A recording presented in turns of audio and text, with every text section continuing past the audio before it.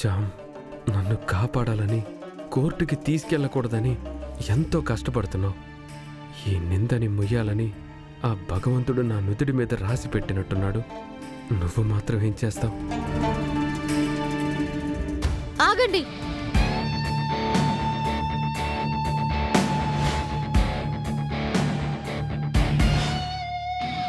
రమ్య కూడా వస్తుంది.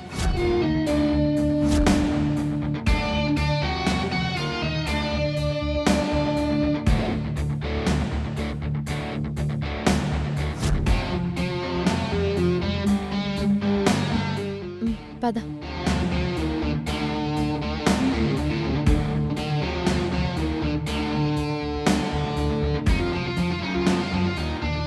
అమ్మా నాన్న,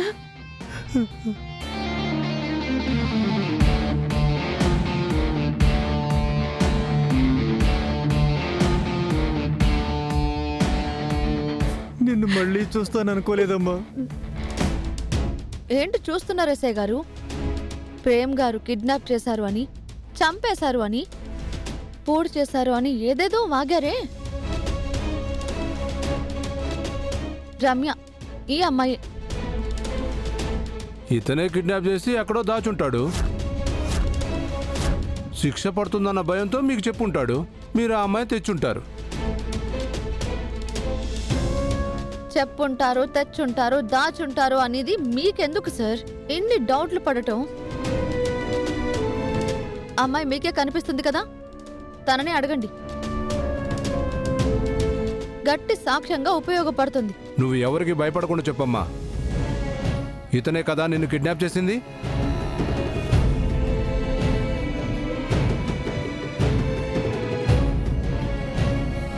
ఇతను కాదు సార్.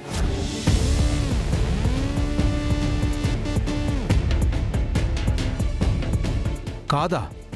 చెప్పమ్మా, ఎవరు కిడ్నాప్ చేశారు? ఇతనేనా? మరి ఎవరమ్మా? నేనే నాన్న కారణం.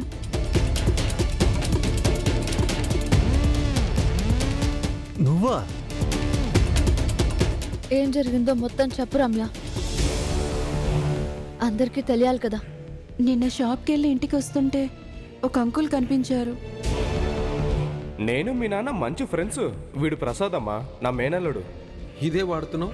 మా నాన్న కొనిపెట్టడం లేదు. నేను కొనిపెడతానమ్మా. మనమే ఒక ప్రాంక్ చేసి ఓన్లీ ఒక గంట వాడిని ఆట పట్టిద్దాం.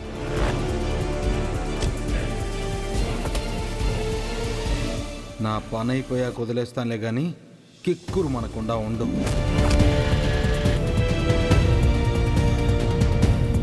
జరిగింది ఇదండి.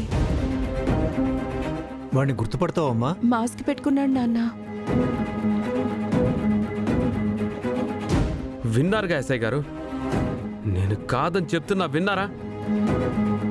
దేవుడి దయ వల్ల చామంతి కనిపెట్టి కాపాడింది కాబట్టి తను క్షేమంగా వచ్చింది. లేదంటే ఆయనకి జవాబుదారీ ఎవరు?